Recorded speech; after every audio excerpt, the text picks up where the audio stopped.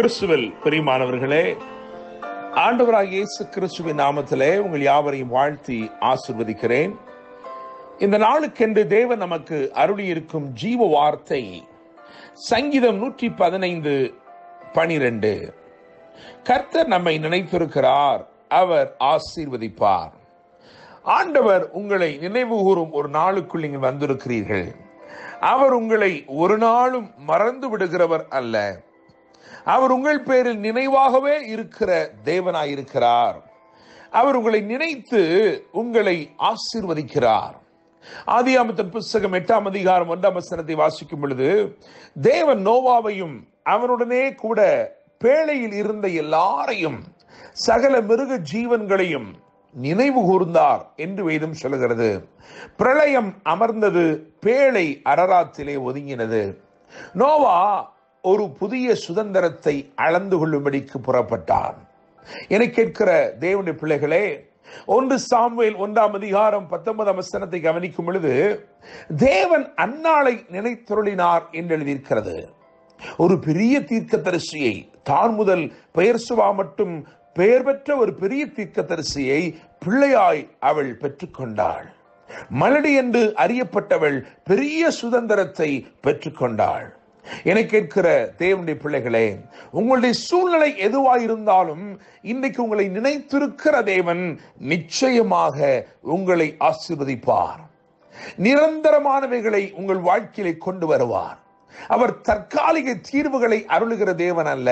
அவர் உங்களை நினைத்திருக்கிறார். எனவே நிரந்தரமான நன்மைகளை நிச்சயமாய் உங்களுக்கு அருளுவார். கர்த்தர் நம்மை நினைத்திருக்கிறார், அவர் ஆசீர்வதிப்பார் என்று வாசிக்கிறோமே. தேவன் எவ்விதமான ஆசீர்வாதங்களை மறுபுத்திரருக்கு அருளுவார்?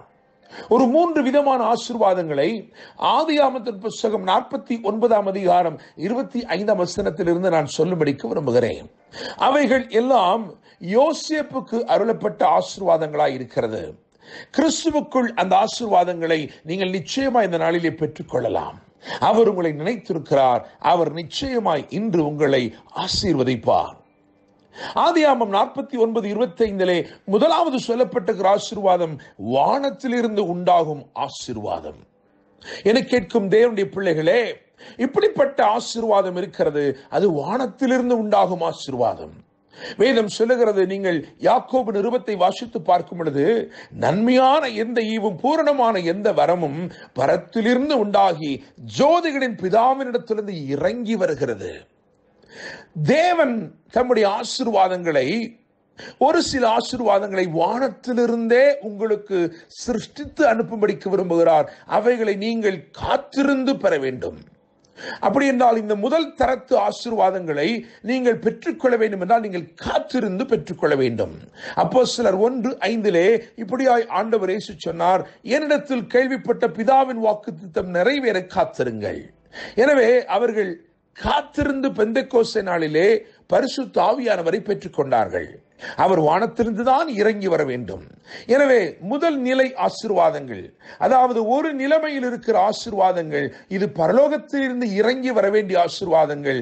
இவைகளை நாம் காத்திருந்துதான் பெற்றுக்கொள்ள வேண்டும். இரண்டாவது ஒரு நிலை ஆசீர்வாதம் இருக்கிறது.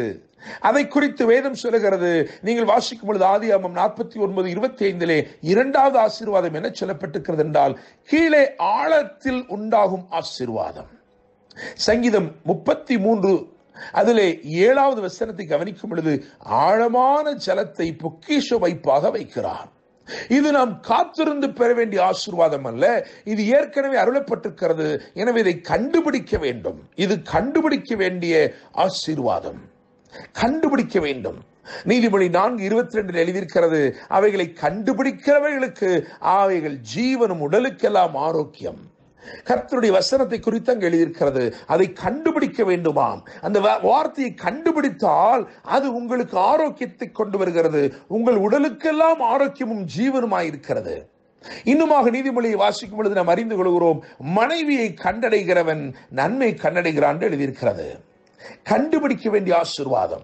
ஒரு மனிதனுக்கு ஒரு திருமணமாக வேண்டிய ஒரு மனிதனுக்கு அவனுக்கு அந்த லைஃப் பார்ட்னர் என்று சொல்வது இனிமேல் சிருஷ்டிக்கப்பட வேண்டியதல்ல. அது பரலோகத்திலிருந்து இறங்கி வர வேண்டிய நன்மையும் அல்ல. அது ஏற்கனவே சிருஷ்டிக்கப்பட்ட நன்மை ஆயிருக்கிறது. அவன் அதை கண்டுபிடிக்க வேண்டும். எனவே முதலாவது வானத்திலிருந்து இறங்கி வர வேண்டிய நன்மை, அதை காத்திருந்துதான் பெற வேண்டும். இரண்டாவது நாம் கண்டுபிடிக்க வேண்டிய நன்மை. கணுக்கால் அளவிலே கண்டுபிடிக்க முடியாது, முழங்கால் அளவிலும் கண்டுபிடிக்க முடியாது, இடுப்பளவிலும் கூட கண்டுபிடிக்க முடியாது. ஆனால் அந்த நீச்சல் ஆழங்களுக்குள் செல்லும் பொழுது தேவன் நமக்காக அமைத்து வைத்திருக்கிற ஆசீர்வாதங்களை அங்கே நாம் கண்டுகொள்ள முடியும். தேவனுடைய பிள்ளைகளே, மூன்றாவது ஆசீர்வாதமாக ஆதியாகமம் 49:25 என்ன சொல்லப்பட்டிருக்கிறது என்றால், ஸ்தனங்களுக்கும் கற்பங்களுக்கும் உரிய ஆசீர்வாதங்கள். இது எவ்விதமான ஆசீர்வாதம் என்றால், இது நீங்கள் வளர்த்து கொள்ள வேண்டிய ஆசீர்வாதம். தேவன் உங்கள் கரத்திலே தருகிறார், ஆயினும் அதை நீங்கள் வளர்த்து கொள்ள வேண்டும். பொறுமையோடும் உண்மையோடும் நீங்கள் அதை வளர்க்க வேண்டும். ஒரு மனிதனுக்கு அவர் 5 தாலந்தை கொடுத்தார், அவர் 10 கொடுக்கவில்லை, 5 கொடுத்தார். காரணம், அவன் அந்த 5ஐ வளர்க்க வேண்டும். இன்னும் ஒருவனுக்கு 2 கொடுத்தார், அவன் அதை வளர்த்து 4 ஆக்க வேண்டும். அதே போலதான் பிள்ளைகள். தேவன் ஒரு குழந்தை தான் தருகிறார், ஒரு பெரிய ஊழியக்காரனை தருவதில்லை.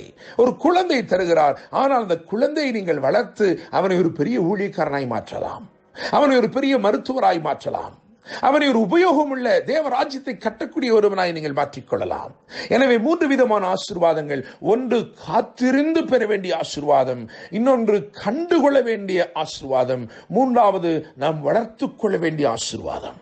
தேவன் இப்படிப்பட்ட ஆசீர்வாதங்களை இன்று உங்களுக்கு தரப்போகிறார். எனவேதான் வாக்கு பண்ணியிருக்கிறார். கர்த்தர் நம்மை நினைத்திருக்கிறார், அவர் ஆசீர்வதிப்பார். இன்று கர்த்தர் இந்த வார்த்தைகள் மூலமாய் உங்களை ஆசீர்வதித்து உங்களை மேன்மைப்படுத்தி வாழ வைப்பாராக. என்றும் அன்புடன் pastor Daniel Moses. God bless you.